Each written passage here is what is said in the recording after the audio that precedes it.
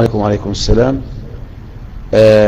يقول من الشرقية نسأل كيف يقول كنت أدرس في معاهد تابعة لأنصار السنة المحمدية ببلبيس، فتركتها عندما حدث في حال الدعاة فأجد العداوة من أهلي، هل أطيعهم وأكمل دراستي أم أنقطع؟ جزيتهم خيرا. لا تدرس عند أي رجل صاحب شبهات وصاحب هوى وصاحب بدع، في معاهد أنصار السنة ولا في معاهد الدعوة السلفية ولا في معاهد الإخوان ولا في معاهد أي أحد. العبرة ليس باسم المعهد وليس بما المؤسسة التي ينتمي إلى المعهد، العبرة بالمدرس. مدرس على السنة يدرس عند الإنسان، مدرس على خلاف السنة لا تدرس عند. ولا يجوز للإنسان أن يتلقى عن أحد من أهل البدع قط، ولا عنده شبهات ولا عنده معاملة لأهل البدع. وأنا أذكر لكم موقفا يعني سبحان الله علمناه اليوم، موقف عجيب، وبه نرد على من يقول بأنه لا ينبغي التجديد في هذا الباب. هذا وإن مشى مع أهل البدع لكن هو إن شاء الله ليس على ضربهم وهو ينكر ما هم عليه وكذا. وصدق السلف. وحينما يقول السلف شيئا ويقرر منهجا نقول فعلا صدق السلف وكذا أعيننا. ولو رأينا رجلا يمشي مع أهل الأهواء ولا نرى أنه هو متأثر فنقول صدق السلف وكذبت أعيننا. ولا ينبغي فعلا أن نشك. سمعت هذا المبتدع على شاشة فضائية أو خالطته أو حضرت درست عنده نحو أو درست عنده السلام عليكم ورحمة الله أو أي شيء، فإنك لا تأمن على قلبك.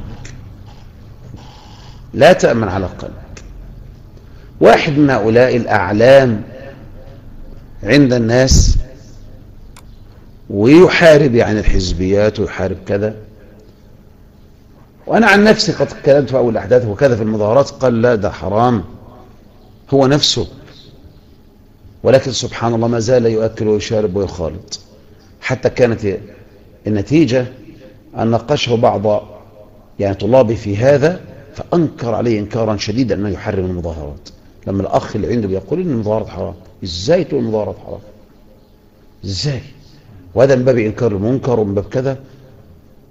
والطالب يتعجب من هذا الأمر حتى قال له الشيخ أنا ما أريد هذا الفكر عندي أو كلمة نحوها، يعني ما أريد أن هذا يكون عندي وأنت ضال مضل. صار الآن من ينكر المظاهرات صار ضالا مضلا. دي مش ساب، ده مش بيسب العلماء. سب العلماء دول هم المداخل، ناس نازله من المريخ اسمها المداخله، هم دول السباب. شوف سبحان الله، آيات من آيات الله عز وجل.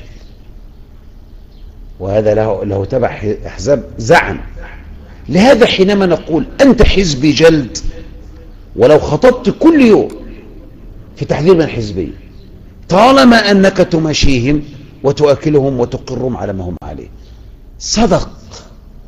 صدق وربي وكذبت أعيننا ولو كانت ما كانت. صدق سفيان الثوري لما سأل عن الربيع بن صبيح من بطانته؟ قالوا القدرية. قالوا قدري. طبعا احنا هنقول متشدد، هنقول سباب، هنقول متعدي، لعله وفي النهاية قدري. خذها يا أخي، قدري. هو قدري، هو حزبي،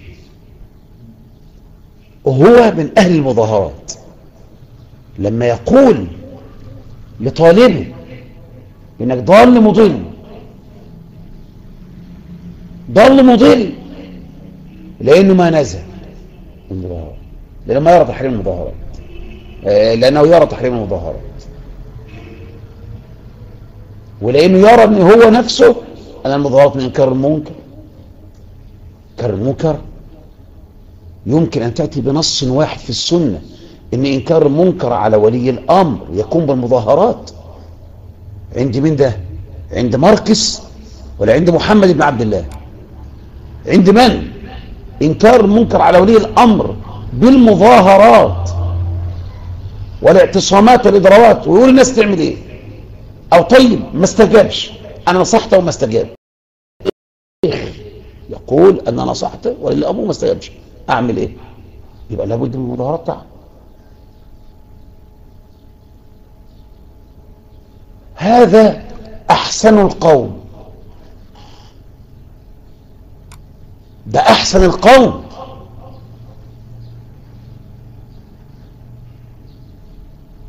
صدق السلف ورحم الله السلف.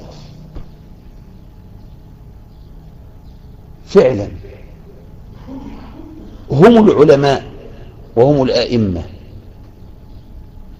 هم العلماء وهم الأئمة، رضي من رضي وسخط من سخط. يقول لك احنا عايزين نشرح كتب، في بعض الناس بيشرح كتب السلف على غير وجهتها، وبيشوفوا لنا بقى كم كتاب من كتب السلف عشان نبقى نشرحه. بقى مش هتعرف تشرحه، واقول لك لن تشرحه، مش هتوفق اليه، لن تشرح، اتحداك لو شرحت لن. واذا شرحته فإما على طريقة الخوارج أو على طريقة المعتزلة، على طريقة الجهمية أو على طريقة المرجئة. بعد ما شاب يا عم الشيخ ودوك كتاب بالعافية كده، رد فعل منهج السلف ده يسري في الدم، مش رد فعل ان فلان يبقى نعمل لنا بيقولوا بيوجعوا دماغتنا ويقول لك كتب السلف. هات لنا يا عم كتاب اما نشوف الناس دي نعمل لهم كتاب ولا حاجه، عشان من اجل ان اذا سالنا واحد نقول احنا شرحنا كتب السلف. لا لا لا لا، كتب السلف تسري في الدماء، منهج السلف بصيره.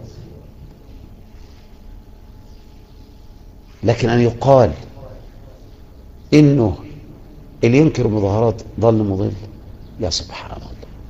اللي يرى ان هو ليس من انكار المنكر بل هو المنكر بعينه في التعامل مع الامور بموجب كتاب الله وسنه رسول الله وعمل الصحابه مع ائمه الظلم والجور كالحجاج، وعمل التابعين وعمل الائمه مع ائمه الجور والظلم، ان ده منهج مش عايز يكون عندك. بينما هذا الرجل عنده احد التكفيريين ليلا ونهارا في مسجده، ومع ذلك لم يتمعر مرة ويخرج عن الملأ ويقول هذا ضل مضل.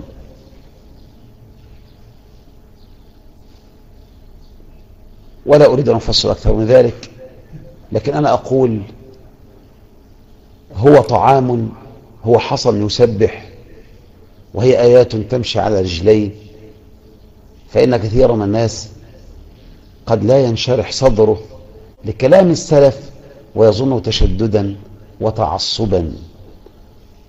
وقد نزل عليكم في الكتاب أن إذا سمعتم آيات الله يكفر بها ويستهزأ بها فلا تقعدوا معهم حتى يخوضوا في حديث غيره إنكم إذا مثلهم. يا إما تعرض وتمشي وتمضي، يا إما إنكم إذا مثلهم. ده نحو بس يا شيخ، نحو ماذا؟ البدعة. ده أصول يا شيخ، بس أصول ماذا؟ أصول الهوى. ده يا شيخ بتبقى دورة كده على الماشي. دورة ماذا؟ دورة الهوى.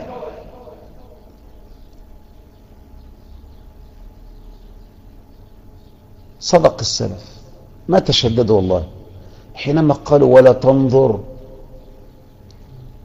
طبعا النظر ليه وحرام؟ هو امرأة أخطر. قال له ازاي يا شيخ؟ والله أخطر، لأن المرأة إن نظرت إليها وقعت في فتنة الشهوة. أما هذا الضخم اللي قد يبكي بعينيه وقد يقشعر جلده، قد يظهر لك التنسك وقد قد يقع في قلبك وتنقدح الشبهة في قلبك بما هو عليه.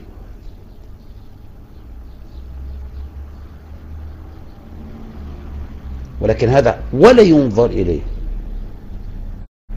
ولا يخالط ولا يناظر. قل موتوا بغيظكم،